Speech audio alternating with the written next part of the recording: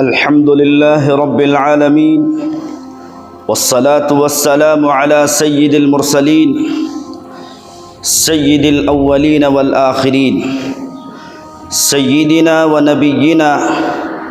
ومولانا محمد صلى الله عليه وسلم يا رب صل وسلم دائما أبدا على حبيبك خير الخلق كلهم۔ محترم ناظرین و سامعین، السلام علیکم ورحمۃ اللہ وبرکاتہ۔ جیسا کہ ہم تمام اس بات سے بخوبی واقف ہیں کہ ہم مسلمانوں کا نیا اسلامی سال محرم الحرام سے شروع ہوتا ہے اور ذی الحجہ پر ختم ہوتا ہے۔ اللہ کے فضل و کرم سے میں اور آپ محرم الحرام کے مہینے میں داخل ہو چکے ہیں، نئے اسلامی سال میں داخل ہو چکے ہیں۔ اللہ تعالیٰ سے دعا ہے کہ اللہ تعالیٰ اس پورے سال کو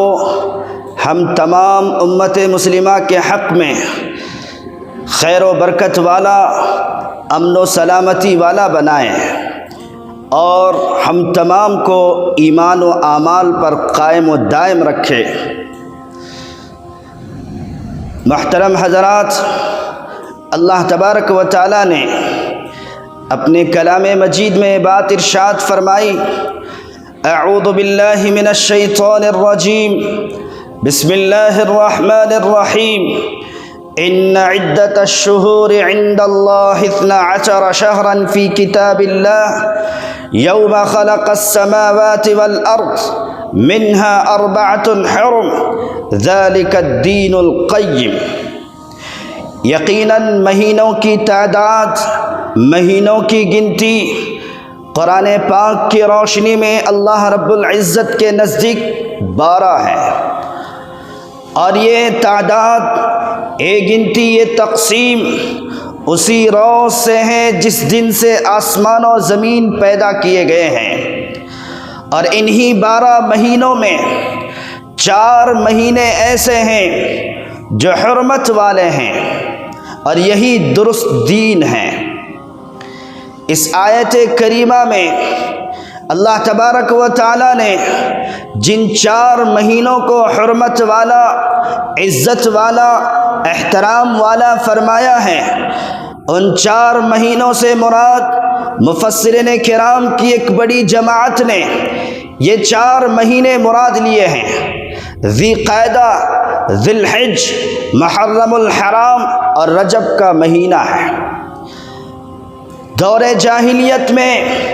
اہل عرب کے یہاں ان 4 مہینوں میں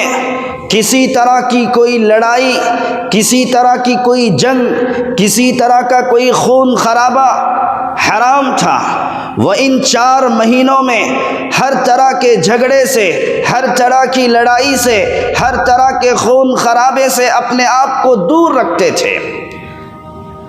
تو اس اعتبار سے یہ بات ہمیں پتہ چلی کہ محرم الحرام کا مہینہ عظمت والا مہینہ ہے، برکت والا مہینہ ہے، فضیلت والا مہینہ ہے، عبادت والا مہینہ ہے، اور بالخصوص یہ مہینہ روزوں کا مہینہ ہے۔ کیونکہ ایک حدیث میں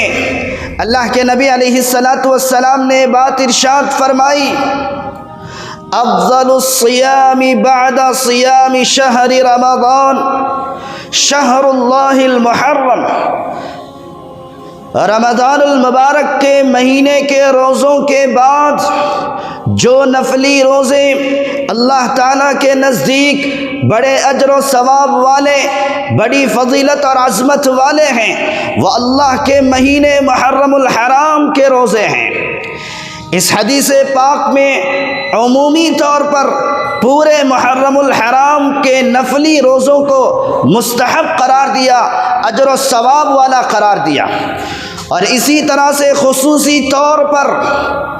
اس مہینے کی 10ویں تاریخ کو جسے یوم عاشورہ کہا جاتا ہے، اس روزے سے متعلق بھی یہ بات ارشاد فرمائی کہ جو کوئی بندہ اس روزے کو رکھتا ہے تو مجھے اللہ تبارک و تعالیٰ کی ذات بابرکت سے ایک قوی امید ہے کہ وہ ہمارے پچھلے سال کے گناہوں کو معاف کرے گا۔ احادیث مبارکہ سے یہ بات ہمیں پتہ چلتی ہے کہ نبی پاک علیہ السلام رمضان المبارک کے روزوں کے بعد جن نفلی روزوں کا بڑا اہتمام کرتے تھے، بڑی فکر کے ساتھ، بڑے اہتمام کے ساتھ جن نفلی روزوں کو حضور صلی اللہ علیہ وسلم رکھا کرتے تھے، ان میں عاشورہ کا روزہ بھی شامل ہے۔ حضرت عبداللہ بن عباس رضی اللہ عنہما کی روایت ہے، وہ فرماتے ہیں کہ جب تمام صحابہ کرام رضوان اللہ تعالی علیہم اجمعین اور حضور صلی اللہ علیہ وسلم اللہ کے حکم سے مکہ شہر سے نکل کر مدینہ کی طرف ہجرت کر گئے تو 10ویں محرم کو سارے مسلمانوں نے بھی روزہ رکھا، حضور صلی اللہ علیہ وسلم نے بھی روزہ رکھا، تو دیکھا کہ مدینے کے یہود بھی اس دن روزہ رکھے ہوئے ہیں۔ اسی عاشورہ کے دن، اسی 10ویں محرم کے دن یہود بھی روزہ رکھے ہوئے ہیں۔ مسلمانوں کو تعجب ہوا کہ یہود اس دن آخر روزہ کیوں رکھتے ہیں، اس کی کیا وجہ ہے، اسے معلوم کرنا ہے۔ تو چنانچہ جب مسلمانوں نے اس کی تحقیق کی تو یہود نے انہیں بتایا کہ ہم اس 10ویں تاریخ کو، اس 10ویں محرم کو جسے عاشورہ کہا جاتا ہے، اس لیے روزہ رکھتے ہیں کہ اللہ تبارک و تعالیٰ نے ہمارے نبی حضرت موسیٰ علیہ السلام کو اور آپ کی قوم بنی اسرائیل کو فرعون کے ظلم سے، فرعون کی زیادتی سے آزاد کروایا تھا، اور فرعون کو اسی دن دریائے نیل میں ڈبو کر کے ہلاک کر دیا تھا۔ اسی خوشی میں ہم روزہ رکھتے ہیں۔ جب اس بات کی خبر حضور صلی اللہ علیہ وسلم کو ملی تو حضور صلی اللہ علیہ وسلم نے فرمایا، ہم تو اس بات کے زیادہ مستحق ہیں کہ حضرت موسیٰ علیہ السلام ہمارے بھائی ہیں، لہذا ہم بھی ان کی اس خوشی میں شامل ہو کر اس دن روزہ رکھیں گے۔ لیکن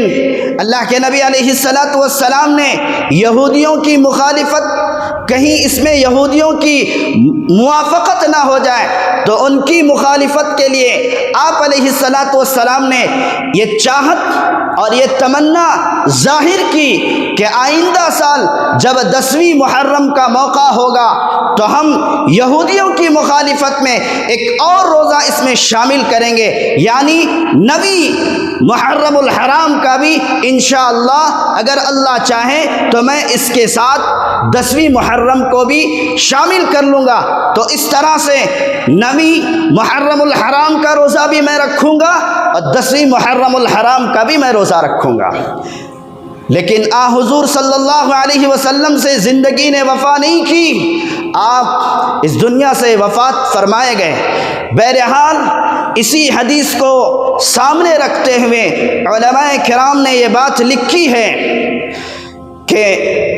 عاشورہ کے روزے کے ساتھ ساتھ 9ویں محرم کا روزہ بھی رکھا جائے، اور یہ مستحب ہے۔ اگر کوئی شخص 9ویں محرم کا روزہ نہیں رکھ پایا تو 10ویں محرم کا روزہ رکھ لے اور 11ویں محرم کا روزہ رکھ لے، اور اگر کوئی شخص ان 2 روزوں کا اہتمام نہیں کر سکتا تو ادنا درجہ تو یہی ہے کہ وہ 10ویں محرم کا روزہ رکھ لے، انشاءاللہ اللہ تبارک و تعالی اس ایک روزے پر اسے ضرور ثواب عطا کریں گے۔ یہ محرم الحرام کی فضیلت ہے، مگر افسوس کہ آج ہم مسلمانوں میں محرم الحرام سے متعلق بہت ساری غلط باتیں، بہت سارے غلط عقائد، بہت ساری خرافات عام ہیں۔ بہت سارے مسلمان محرم الحرام کو نحوست والا مہینہ مانتے ہیں، غم اور ماتم والا مہینہ مانتے ہیں، جبکہ میرے بھائیوں محرم الحرام نحوست والا مہینہ نہیں ہے۔ کوئی مہینہ، کوئی دن، کوئی سال، کوئی لمحہ، کوئی چیز اللہ تعالیٰ نے ایسی نہیں بنائی کہ فی نفس ہی اللہ تعالیٰ نے اس کے اندر نحوست رکھی ہو۔ اس موقع پر میں حضرت عائشہ رضی اللہ تعالیٰ عنہا کی اس روایت کو بیان کرنا مناسب سمجھتا ہوں جس میں اس غلط عقیدے کو ختم کیا گیا ہے۔ حضرت عائشہ رضی اللہ تعالیٰ عنہا بیان فرماتی ہیں کہ عربوں کے یہاں شوال کے مہینے میں نکاح کرنا، شادی بیاہ کرنے کو ہلاکت سمجھا جاتا تھا، نحوست سمجھا جاتا تھا، لیکن حضرت عائشہ رضی اللہ تعالیٰ عنہ فرماتی ہیں کہ حضور صلی اللہ علیہ وسلم نے شوال کے مہینے میں ہی مجھ سے شادی فرمائی، اور شوال کے مہینے میں ہی حضور صلی اللہ علیہ وسلم نے مجھے اپنے گھر دلہن بنا کر کے لے گئے۔ پھر حضرت عائشہ رضی اللہ عنہا فرماتی ہیں بھلا بتاؤ کہ تمام ازواج مطہرات میں جو مقام مجھے حضور صلی اللہ علیہ وسلم کی صحبت میں رہنے سے حاصل ہوا ہے، جو عزت، جو رتبہ مجھے ملا ہے، اور جتنا علمی فائدہ مجھے حاصل کرنے کا موقع حضور صلی اللہ علیہ وسلم کی خدمت میں رہ کر حاصل ہوا ہے، شاید کسی زوجہ محترمہ کو اتنا موقع نہ ملا ہوگا۔ تو اس روایت سے یہ بات دو دو چار کی طرح واضح ہو جاتی ہے کہ کوئی مہینہ، کوئی سال نحوست والا نہیں ہوتا۔ اگر کوئی مہینہ نحوست والا ہوتا تو حضرت عائشہ رضی اللہ تعالیٰ عنہا کی اس حدیث کی روشنی میں کہوں گا کہ حضرت عائشہ کو اتنا بڑا مقام نہ ملتا، مگر افسوس آج محرم کے مہینے میں ہم شادی بیاہ کرنے سے کتراتے ہیں، نئی چیزوں کے خریدنے سے کتراتے ہیں، نئے مکان، نئے دکان میں داخل ہونے سے ہم کتراتے ہیں۔ یاد رکھو کوئی مہینہ نحوست والا نہیں ہے۔ اللہ کے نبی علیہ الصلاۃ والسلام نے صاف طور پر یہ جگہ یہ بات ارشاد فرمائی،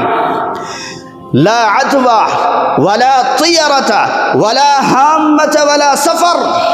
چھوت چھات کی کوئی حیثیت نہیں ہے، لا عدوى ولا طیرۃ، اور اسی طرح پرندوں کی بھی کوئی حیثیت نہیں ہے، اسی طرح الو کی بھی کوئی حیثیت نہیں ہے، اور اسی طرح سفر کی بھی کوئی حیثیت نہیں۔ بہرحال یہ حدیث سے ہمیں معلوم ہوتا ہے کہ چھوت چھات اور کوئی پرندہ کسی داہنی جانب چلا جائے تو ہمارے حق میں بہتر ہے، اور بائیں جانب چلا جائے تو یہ ہمارے حق میں نقصان ہے، اور اسی طرح کسی گھر پر الو آ کر کے بیٹھ جائے تو اس گھر والوں کے لیے ہلاکت ہے۔ اس طرح کے یہ باطل عقائد اس حدیث کے ذریعے سے ختم ہوتے ہیں۔ اور آخر میں بتاتا چلوں کہ محرم الحرام کے آتے ہی بہت سارے لوگ ایسے کاموں میں، ایسی چیزوں میں مشغول ہو جاتے ہیں جس کا قرآن و حدیث سے دور دور تک کوئی تعلق نظر نہیں آتا۔ بہت سارے لوگوں کو دیکھا گیا کہ وہ حضرت حسین ابن علی رضی اللہ تعالیٰ عنہ کے مقبرے کی شکل کو ایک ڈولی کے ذریعے سے پیش کرتے ہیں، اور سارے گاؤں میں، گلیوں میں اسے لے کر گھومتے ہیں، اور بہت سارے لوگوں کو ہم نے دیکھا کہ وہ اس ڈولی کے ارد گرد، اس تعزیے کے ارد گرد عبادت سمجھ کر گھومتے ہیں، اور اس سے منتیں مانگتے ہیں، اس سے حاجتیں مانگتے ہیں۔ اور اسی طرح سے بہت سارے لوگوں کو ہم نے دیکھا کہ وہ پیتل کے برتنوں کو تراش کر کے پنجے بٹھاتے ہیں اور ان کے آگے اپنا ماتھا ٹیکتے ہیں، العیاذ باللہ۔ یاد رکھیے میرے بھائیوں، یہ پیتل کے پنجے، یہ تعزیہ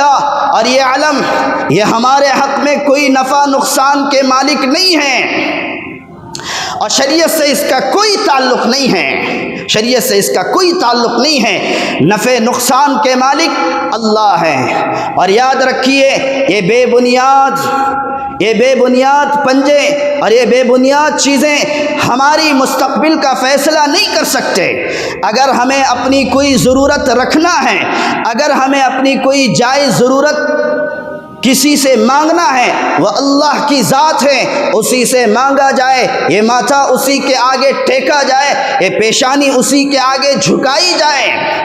اس کے علاوہ کسی کے آگے جھکنا، اس کے علاوہ کسی کے سامنے جا کر اسے پکارنا، یہ بالکل حرام ہے اور بڑا گناہ ہے جسے شرک کہتے ہیں۔